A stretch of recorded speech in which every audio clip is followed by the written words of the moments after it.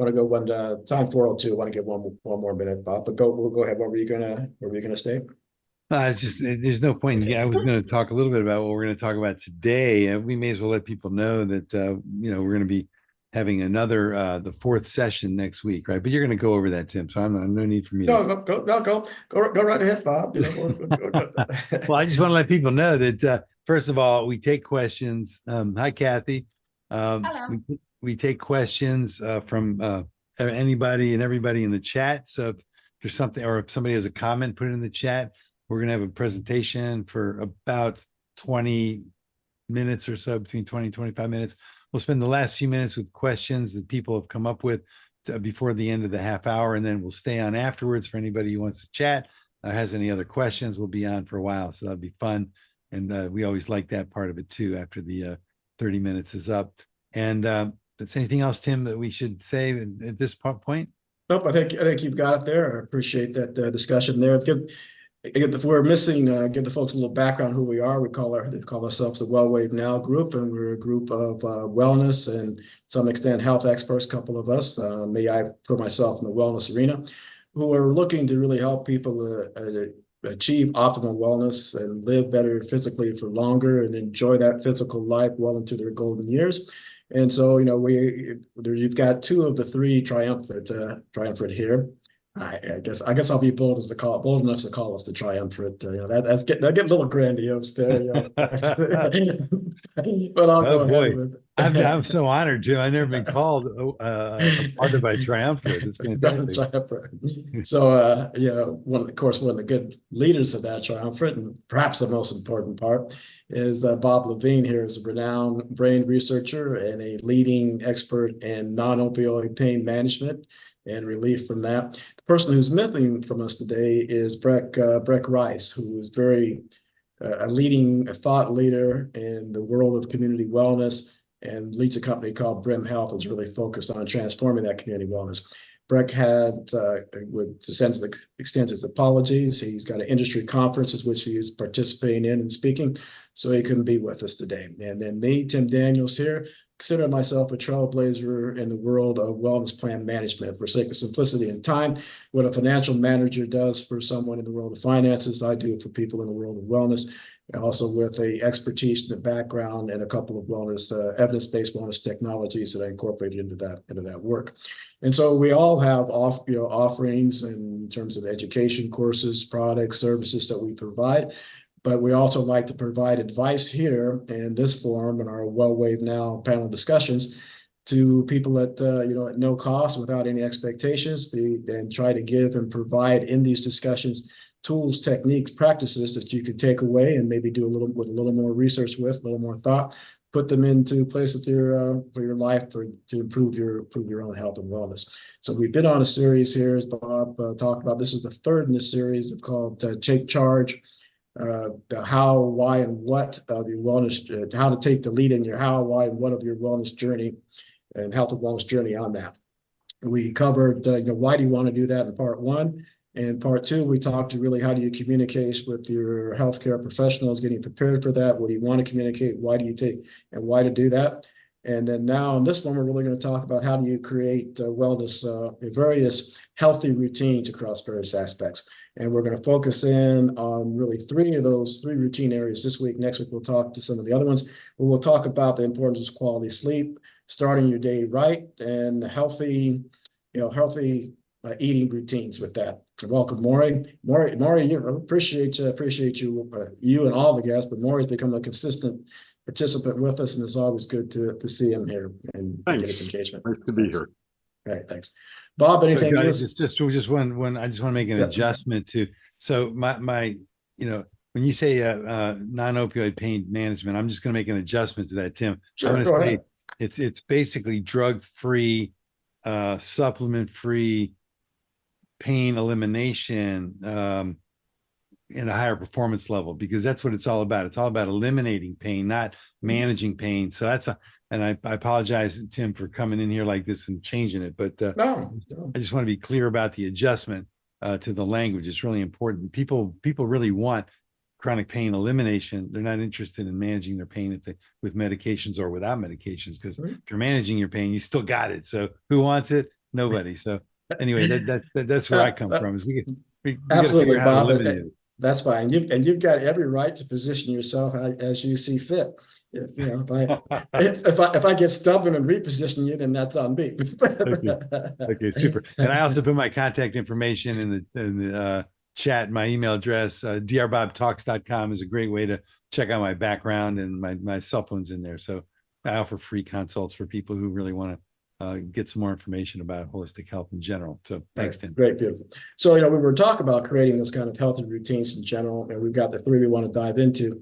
But as we chatted about a little bit before, I think it's important to talk a little bit about the underlying things that are important across any routine, such as, to me, motivate. For one of that is the motivation. How do you motivate yourself? Motivate yourself to undertake that change and to implement that routine. So I could pontificate on that, Bob, but I pontificated enough here starting out. So why don't you go ahead and give your thoughts on that? Well, I mean, motivation, people taking action is really critical, so people can have all the great ideas in the world, as we all have had. And if we're not taking action on them, then nothing's going to happen. So in terms of getting healthy and well, when we have some ill health condition, it requires a change, making changes and taking action. So I like to think that when I always talk a lot about future visioning, Tim, like when somebody has a future vision of being healthy and well and operating at high performance, living a joyful, happy life with everything that they've always wanted, and having that, that's what I call that true future vision. And most people, unfortunately, up until this point in our history of the world, carry corrupt future visions like, I don't have what it takes to, I don't have what it takes to get out of pain. I'm just going to manage this for a while, or, I'll never be able to sleep well through the night, or I'll never be able to stop eating chocolate cake when it shows up in front of me, and other things like that. Or I'm not the one. I don't have what it takes to be a winner. I've always lost. I'm going to probably continue to lose. I'm just going to struggle and try and make it. Those are all kind of corrupt future visions. So it's really important when somebody wakes up in the morning to motivate themselves. Like, what do they really want in their life? What do we want? So I'll tell you, I want to be pain-free, operating a high level of performance, happy, healthy, well, have everything that I need to be fulfilled in life, and also be able to give back to the world, which is why we do this as we do this, provide information. So that's my part of my true future vision. So when I wake up in the morning, that's what I focus on. And then I'm ready for my day. I don't care how many hours of sleep I did get or didn't get for whatever reason. Sleep is so important. We're going to talk about that in a minute, but I still, no matter how much sleep I get, I wake up ready to go once I take a minute or two to focus on what is it that's important for me today, and what am I going to get done today? What actions am I going to take? So that's my take on it. Yeah. Right. And so often we debate things, but this time I'm agreeing with you, Bob, and No, I really? might Oh, might rephrase it a little bit here. As you rephrased your expertise, I'm gonna rephrase some of what you said Hey, here. you're getting so polite these days, Tim. I don't know if I can take it. Go ahead. Yeah, there we go. So, that key, that visioning, I do a lot of work with the elderly, do a lot of work with retired professional athletes, and with corporate executives when they're helping them achieve the optimal wellness. And part of what you stated there, I forget exactly how you phrase it, but to give back to the world. I start with them as part of that work. Yes, I want to be healthy. I want to be vibrant. I want to be a winner. It's with the why of that at the catalyst is, and that part of the give back to the world there. I want to be around. I want to be around. I want to have the energy. I want to have the thought capacity to give to the world. I want to be able to take my business international, have the health, energy, and ability to take my business internationally, type of thing. And then and then I have them also think about, well, what does that mean to you when that happens? So that, to me, that really helps create that vision, drive home that vision. And then I go the other step with them on those routines, as we talk about. Okay, what in my life, and what am I doing? Whether it's exercise, whether it's the sleep, whether it's the healthy, whether it's the eating, is that supporting the obtaining of that objective that's important to me, or is it distracting from it? And from that, then I think that starts giving that motivation, that catalyst to go ahead and start to say, I'm gonna do something. I'm gonna now go after this routine. Okay? All right. Yeah. So now, so you, as you always, as you do often, you like to kind of get ahead and just go right into it, Bob. So let's talk about the quality. Let's talk about the quality of sleep a little bit. And what do you see in that area as No, it's, required in the mhm. routine type of thing? Well, and let's talk about sleep. I mean, in talking about sleep, it is so important to get enough sleep and get deep sleep and sleep through the night. So a lot of people say that, they don't need a lot of sleep and that's okay. Well, the way I look at it, we're burning life force up. We have a life force energy bank in our bodies is the way I look at it. And especially in traditional Chinese medicine.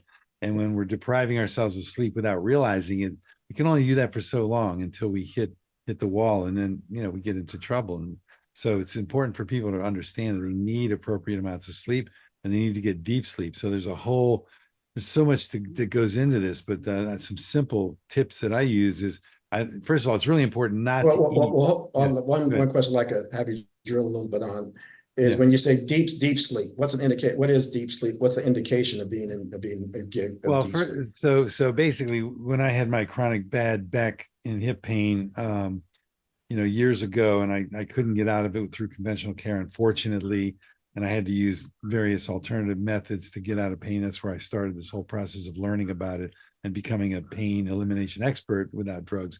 I would say that I would sleep no more than 2 hours at a time, and I could not achieve deep REM sleep at all. I got up in pain. I had to get up, limp around. I felt like screaming, but I'd wake up the whole household, so that didn't work too well. And then I'd go back to sleep for another hour and a half, maybe 2 hours at the most. So I could not get into a deep REM sleep, and which is so important. And also, the body heals overnight. The body releases a growth hormone overnight when you go to sleep, and that growth hormone is really important for cellular repair. Right, cellular Right, repair occurs overnight. So if you're not sleeping well, you're not getting enough sleep. You're going to restrict cellular repair, and then right. that's going to lead to chronic illnesses later on. Right. And a lot of that comes in what you said, REM sleep, which for just in case is rapid eye movement. It's an indication that you're in REM sleep is dreaming. It doesn't matter if you remember your dreams or not for that minute. It's a matter that if you notice that you're having dreams and you've gotten into REM sleep. And there's a certain number of cycles that are required for it that should happen throughout the night. 3 to 4 REM sleep cycles you should get into to be able to start doing that healing and things of that nature. And if you're not getting those, and someone's not going to get those in 5 hours, often with those highly driven entrepreneurs and corporate executives, I often get them saying, well, 5 hours is enough for me to perform. And short term, you can. And a while back, Bob, we were debating, can you ever? We know it affects the immune system if you don't get that. We know it can affect people, but tendency to have people have exposure to more chronic diseases of all types can occur from it. But was there ever a really study on that? And we debated that back a while back. Well, I actually found one, Bob. There was a UK study of 8,000 people that was conducted over 25 years that showed that people who got that 5 hours of sleep, that people often say that is good enough, that only did that all those that heart disease, stroke, Parkinson's, other things were higher impact, higher prevalence among them. I think it was like 30% more than other people of that nature. So there's, in addition, just to understand partial science that supported that, there are now at least one large study over 25 years that stated that as well. Nice. That's really great. Way to find that out, Tim. Super. All right. So should we talk about, go ahead. I look at Maury's comments but go ahead. What should we talk? Well, the Well, other thing I want to talk what about. I want to say is that maybe the most important factor in having a great day is proper sleep. Right. So I'm going to attribute that to Maury. Thanks, Maury. Thanks, Maury. So as we get into it, and I'm gonna flip it back to you after one more comment. It When we look at quality sleep and getting it and establishing that routine, I want you to go ahead and talk to that routine. How do you get established it? But in preference for that, I also want to get back to just touch a little bit about what you talked about with your back pain. So I always want people when they first look at a number of these areas where they're not getting, especially in sleep, and to look first, is there an underlying health reason why they're not getting that? Is it that back pain? Number Yeah. two, when I used to do home care for the elderly, and then I guess maybe I'm getting elderly myself here. It's happened to me here recently. A UTI, it's something as simple as a UTI, where you might think it affects other things, can affect how you sleep in the brain of that. So whether it's something very serious like CPOD, whether it's back pain, whether it's UTI, there are things that can really affect the sleep. And so think first, if you're not getting that, is there some, make sure there's no underlying health reason for that. We talk about disrupting healthcare here, but it's not in the manner of replacing healthcare providers, ignoring healthcare providers. It's how do you collaborate them? How do you take your role in that? And part of that role in that is looking at these causes and engaging them when you think you've got an issue. So with that, Bob, take it away. Well, when we talk about sleep and getting great sleep, and how can we prepare ourselves for great sleep? What do we do to get ready for great sleep? So I always tell people, like I said earlier, eating before bed is really a no-no, because eating inhibits growth hormone release, which is essential for cellular repair overnight. So it's really important to eat early and then go to sleep later. Have a nice interval there. Same with drinking. I mean, when people drink a lot of fluids before they go to bed, hang on, I'm so sorry about that. When people drink a lot of fluids before they go to bed, oftentimes it has them getting up in the middle of the night. Again, another disruptor of proper sleep. So I always tell people, don't drink anything, within like 2 to 3 hours of going to bed. And if you're going to need to drink something, take a little sip. That's it. Just take a little sip, and that wets the mouth, and it makes you feel good. And you got what you need to move forward in terms of satisfying that thirst that you have. I, Yeah, go ahead.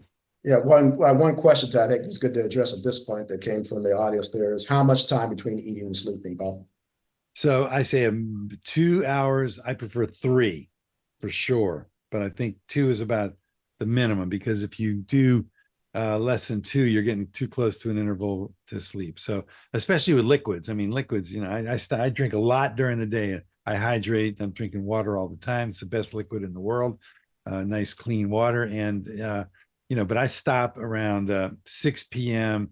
Or 6:30, and I go to bed anywhere from 9:30 to midnight, depending on what's going on. But I'm in the sit mode after about 6:30. Yeah. And the So eating, so I'm trying. Go and ahead. so if it's 9:30 to midnight, you go to bed. Now, and we didn't really say how much sleep is supposed to require, but typically there's a little variance between male and female, but usually between 7 to 9 hours of sleep. So Bob, what you did not get up till at 10 I get I get the I 10 get a.m. 7. Yeah. Well, so Okay. personally, I get 7 to 8 hours of really good quality sleep. Right. Wake up refreshed, ready to go.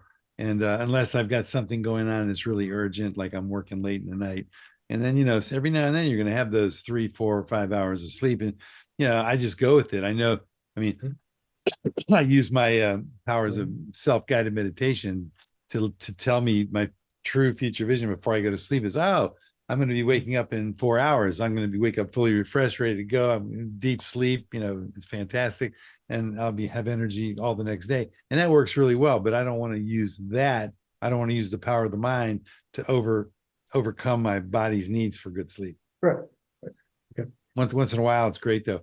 And then, of course, electronics nearby is probably not a great idea Mhm. when you're sleeping. And then I want to talk about something briefly here, which is because when I help people with sleep, it's the people fall into like 4 categories of sleep. Either they can't go to sleep really well, so the bed is like the bad news Right. place to be. So they get themselves tired, they watch TV, they do everything they can do to exhaust themselves, so they crawl into bed and finally go to sleep. Because if they just get into bed, it's like, well, this doesn't work for me. So that's one group that have a hard time going to sleep. The next group, they go to sleep really well. They wake up in the middle of the night, 3 a.m., let's just say, for example. And the first thing that comes to mind is, uh-oh, I'm in trouble. What's my day tomorrow going to be like? I'm not going to be able to go back to sleep really well. The mind starts racing around, and people are up. And so that's group two. Group three is both of those. They have a hard time going to sleep, and they wake up in the middle of the night, and they have problems in the middle of the night. And the fourth group is they go to sleep, they get 7 to 9 hours of sleep, and they wake up fatigued. They get deep sleep, they wake up fatigued. So that's an interesting group. That's where the neuromuscular Yeah. system is playing a role because they have muscles in their body that are in excess contraction. They're in reflex contraction. They stay contracted overnight, burning energy. They wake up stiff and with postural misalignments in the morning, and it takes a while to unwind from that. So that's the fourth group. So I can Right. help with all four of those groups, and they're all interesting and different. Right. And so I think, as you mentioned, that fourth group that you help with and the musculature and contraction. But I will say, the additional reason for that is the one I was experiencing. When I had the UTI, I would sometimes be getting that 7 to 9 hours of sleep, but I'd wake up and I'd say, I feel terrible. This is not a good sleep. What's going on here? And then as that UTI cleared up, I know, so your body my body was fighting things instead of being in a regeneration mode, a rejuvenation mode. It was in a fighting mode at night with all those things associated with that from the immune system. And that was really impacting what was happening in the brain and the sleep that. So I think that again looks for that way as well. But you mentioned and it's key to your work, that future visioning. Well, I will say one way that I help people is to really keep that. And I think you talk to also, what do you think in the morning, which is key. The part of that has to do that. Also, what I do to help with that future vision is I have them write it down. I have them get that future vision into 300 words or less. That is really in a mode of I have accomplished it, and I've accomplished things along this amount of time. And I actually have them read that to themselves aloud 3 times a day to really help them reinforce that. Yeah, good. Yeah, really, that's good. It's important. I mean, and the way people need to do it that works well for them. I mean, I like to listen to guided meditation audio tracks with specific language that guides me to create the future vision, Right. even while I'm sleeping. So, but one group in terms of sleep that I want to talk about, which I think is really important, is the group that wakes up in the middle of the night. Mhm. It's 3 a.m. or whatever it is, and the first reaction is, oh no, this is a problem. And that's the corrupt future vision because Right. they're carrying that forward for the rest of the night. People don't wake up and say, oh, it's 3 o'clock in the morning. Oh, what an opportunity just to roll over and go back to Right. sleep right away and have a great, nice, future deep sleep. People don't think like that. And they don't realize that when they don't think like that, they're going to get the uh-oh phenomenon, is what I Right. call it. Right. And So, right. yeah. So Yeah. it's So really this important comp. for so it's really Go ahead. important for people to carry out the future visioning, the true future visioning when they wake up in the middle of the night. And if the mind is the key thing, if the mind is going to race, let it race, let it go. Don't try and fight it. Whatever we resist persists. You've heard that over and over again. Let the mind race. Keep something next to your bed to write with or record something because you're going to get some brilliant thoughts. Just let the mind go. It takes me about 5 minutes before my mind just quiets down. It's like, okay, I'm done thinking about it. So if Right. people let their mind go, the mind will quiet. They can roll over, go back to sleep. Right. Have a And I wonderful think rest of you the hit day. on, and I'm fascinated by how much we agree today, Bob. We got to pick some more topics where we can Yeah, go really. at it like the old Hannity and Combs show. I like the old Hannity and Combs Yeah, show off Fox, but they absolutely. Yeah. kind of went at it different views there. But We'll one figure thing out you how to talked do that. how I do that. One thing you talked about there when you said take that opportunity to say, "Well, it's a wonderful opportunity to go back to sleep." That's what I work with people on in terms of calling it the thought emotion realignment. Yes, you can any I can assign any feeling, any emotion to any thought that enters my mind that I want to. So I could wake up and I could say, okay, wow, this is terrible. I've interrupted my sleep again, or do exactly what you said. Say, this is a beautiful opportunity to go back to sleep. Now, for me personally, I also do something. I now at my advanced age now I've started wake up quite often and no longer asleep. But in my research of that, I also found out that for a long time, people when they went to bed earlier had what they called a first sleep and a second sleep. That they often would wake up at a certain period of time and they'd get up and they'd read or they'd do something else for an hour or two and they'd go back to sleep. So that's what I do now. I know that most times this could be a corrupt future vision, but I now kind of say, I know I'm probably going to wake up here and I'm going to wake up between 12 Yeah, and 1 yeah, you o'clock. got it. Yeah. Okay. But when I wake up between 12 and 1 o'clock, I now have something I do right away. I like the Wordle from the New York Times. I wake up and I pull out my phone and I do my Wordle and I say, heck, I'm gonna read a little scripture here. So I read a little scripture and that's my time, and then boom, I go right back to sleep after that. So I just accept it, come up with my routine, and do that. And that's the thing I would talk about sleep. And I want, we're almost done a half hour here. Is in addition, some of the things you've talked about. Um, and then in addition to examining the health and make sure, I think people should develop a sleep routine that works for them. Yeah. What is the right lighting for them? Some people have, sleeping in complete darkness is often recommended is great. Some of them need a little mood lighting to set in there. Music, I used to share a room, with my brother as a kid, and it was a boy, I don't remember the radio station, but it was out of Oklahoma that would come to us in Nebraska, and we'd sit there and we'd keep that music on, and it really helped us sleep. So, is it music help you sleep? Is it aroma that helps you sleep? Is it what's the right temperature for you? So you kind of play around with those various knobs in terms, is there a relaxation routine? Do I shut off my TV for 15 minutes and do some vision before I go to sleep? You kind of play around with various knobs, room temperature, lighting, music, aroma, firmness of bed, and get in and put that routine and that setting in place. Do it. Yeah, you mentioned the TV. I forgot to mention that. I mean, that watching TV before you go to bed is not a really great idea. It's just not. And being on your phone a lot before you go to bed is probably not a really good idea. So it doesn't really work well in most cases. So I think that it's good to just turn the TV off long before you go to bed, and have some routine that works to just relax you, something you like to do. And then, but have that true future vision called, I'm going to be sleeping really well tonight. This is going to be fantastic. I'm really looking forward to it. And just like get in there. And if you're not sleeping right away, just know you're going to be sleeping really soon and really deeply. So that's what I say about that. Right. Now, one thing and another one of your key things is you start the day right, the right routine on that. And you touched upon a couple of things there, but that's, one of your specialties. Why don't you take us into that awakening routine and great start the day off routine that you like to have people have, and why?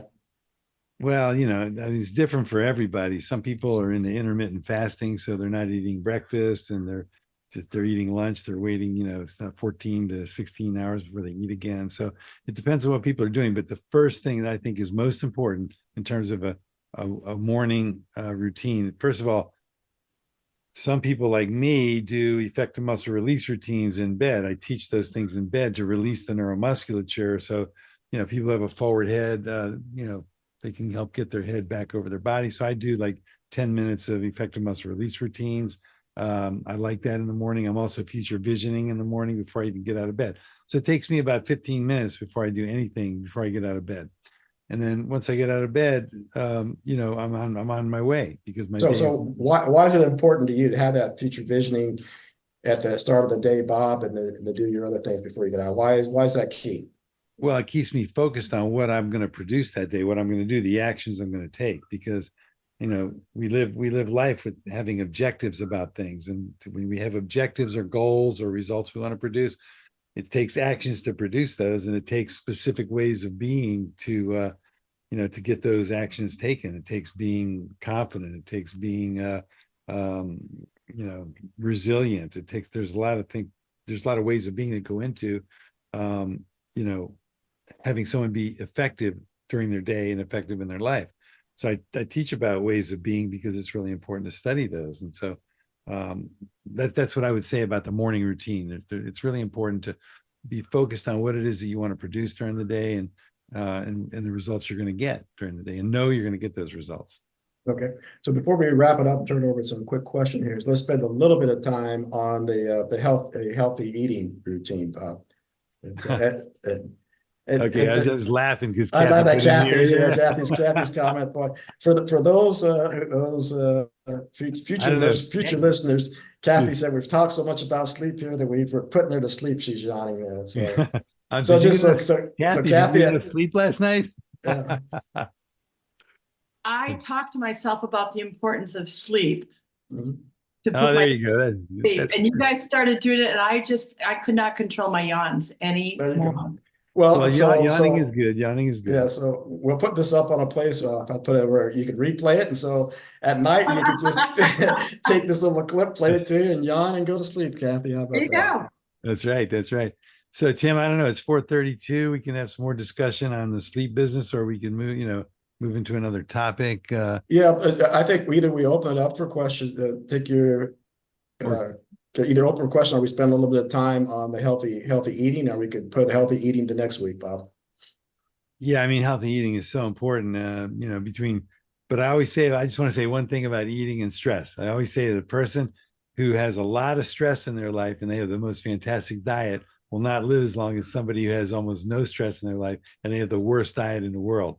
Because stress is so being de-stressed and not and having little stress in your life is so important. So somebody might agree with me, Tim. You might disagree with me, but I don't Well, know. I do that. What I do, Bob. The fact that it's a matter of degree, because I think you could be stress free, but you might be stress free because you're indulging in ice cream and overindulging in chocolate and the pasta and things of that nature, and then that inflammation is going to catch up with you, and the arteries are going to be clogged, and boom, you're done.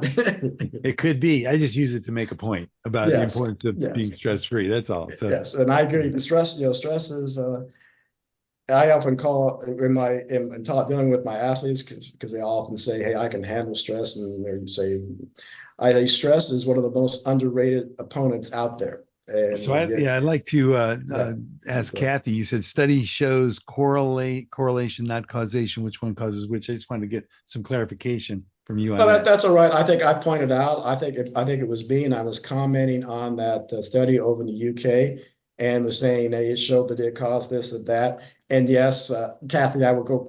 Kathy correctly pointed out and took me back to my University of Chicago graduate school of business statistic courses, and thinking of that way that you can still statistical correlation is not necessary a part of causation. And so yes, that's all that was going on there, I, Bob. I, I think it's really interesting because I have a very, very large family.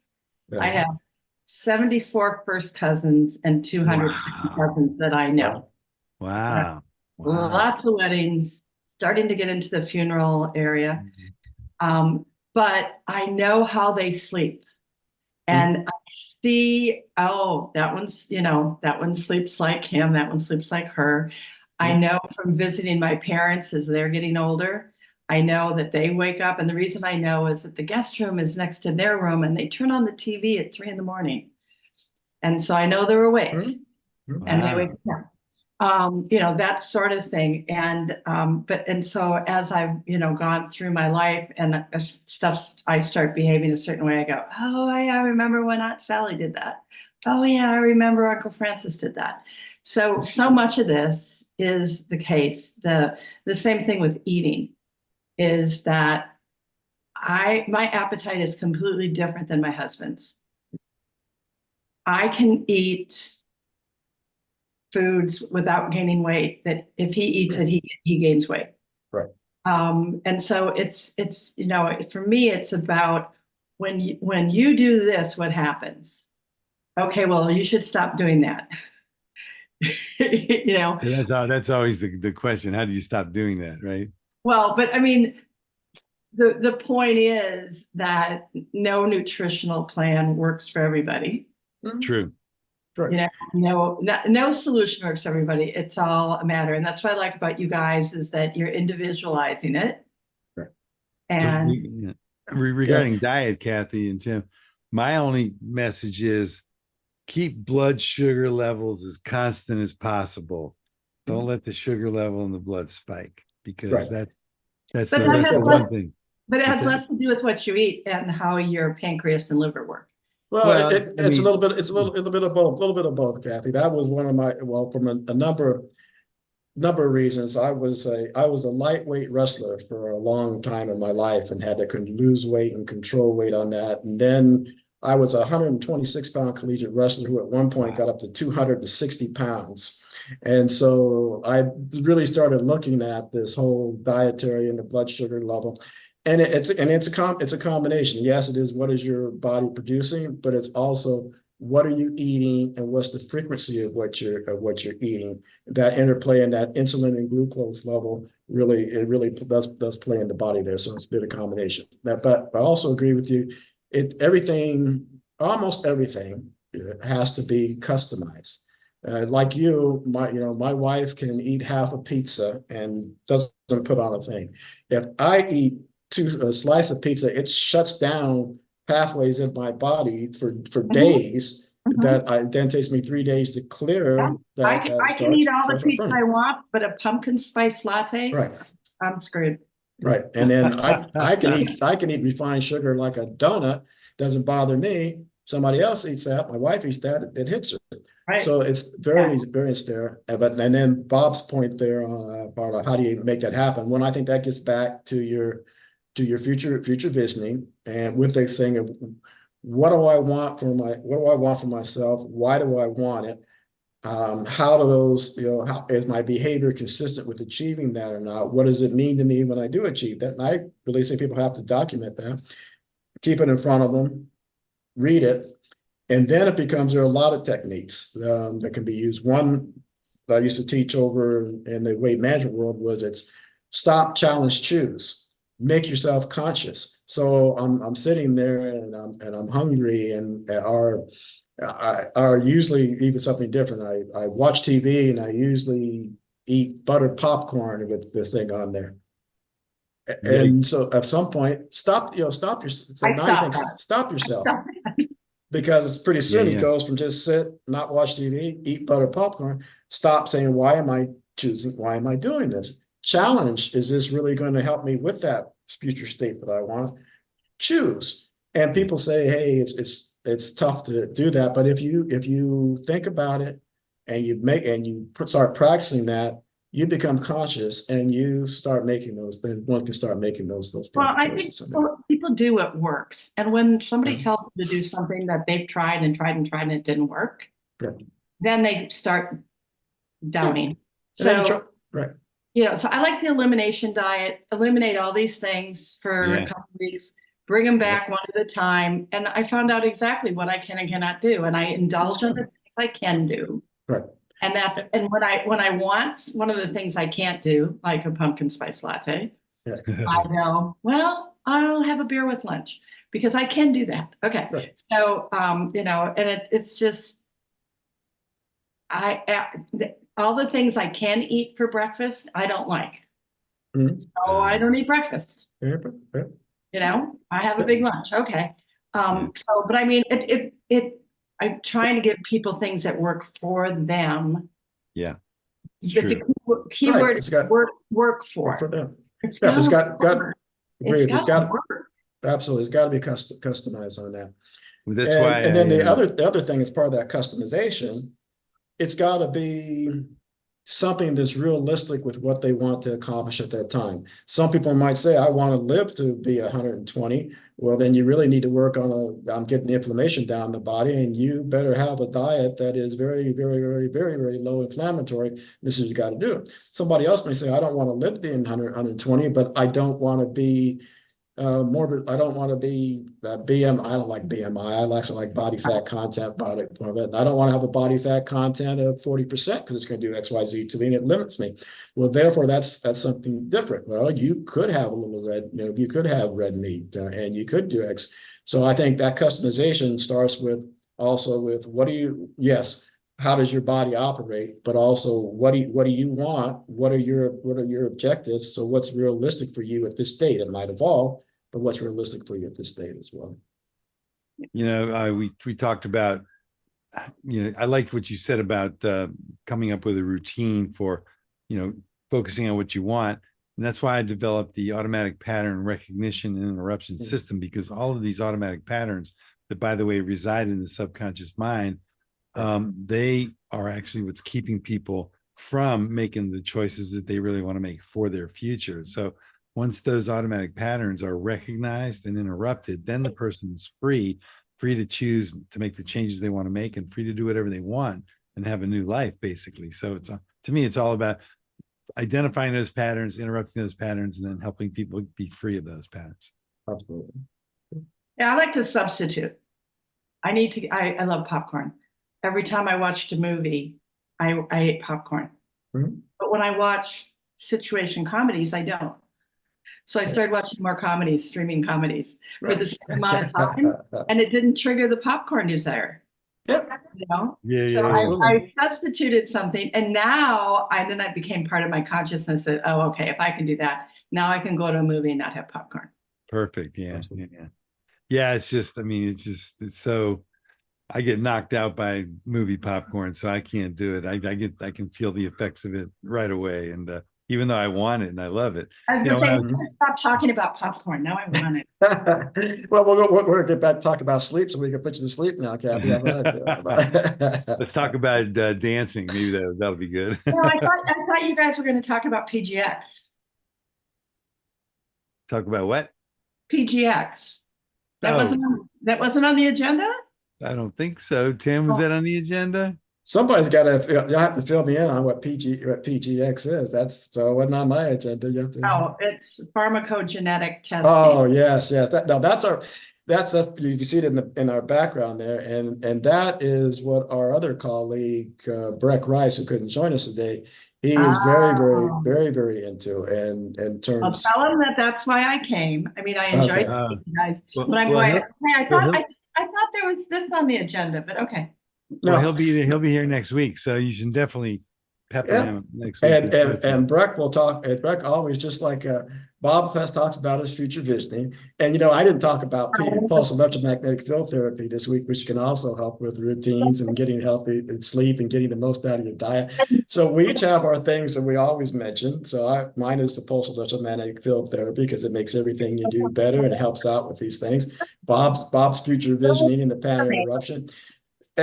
I'm sorry, Kathy, you just missed Breck this week because regardless of the topic, Breck will talk about pharmacogenetic testing. Well, would you tell him that at least one person missed him? Yeah, for sure. Yeah. Well, we miss him every week, but we'll tell him Yes. for sure, Kathy. Yeah. All Thanks for right, being and I'm here with sorry, us. I gotta go. I got Absolutely. one Well, minute. thanks for joining us. Appreciate you being here with us. Thanks. Thanks. Bye. Any other questions or comments from the audience? Dennis just popped up and went away Yeah. again. I'm sorry, what? And- Should write for me and to Hold on a second. Hold on a second. That's I'm gonna get you got it. Yeah, you got it. Yeah. Okay. Yeah, I got it. Yeah. Right. Okay, it looks like we're wrapped up. So go ahead. You want to close us out, Tim? Sure. Well, you put it on me to close out this week, I guess, because I put it on you to open up. I'd be happy to do it if you like. It's I'm gonna make this. I'm gonna make this Dr. Bob Day. You can book Okay. in this today, Bob. Go ahead. all right. So I want to thank everybody for being here with us to talk about this great topic of creating your own wellness journey, why it's important, how to do it, all the aspects of being involved and taking responsibility for health. And it's I love being here with my co-host Tim, and also Breck, who's not here, will be here next week. And we're going to talk more about the same topic, and we're going to be discussing a lot of different interesting topics, including patterns, how to create routines around food intake, around movement, and other aspects of life that are so important. So thanks for being here with us, and we'll see you next week.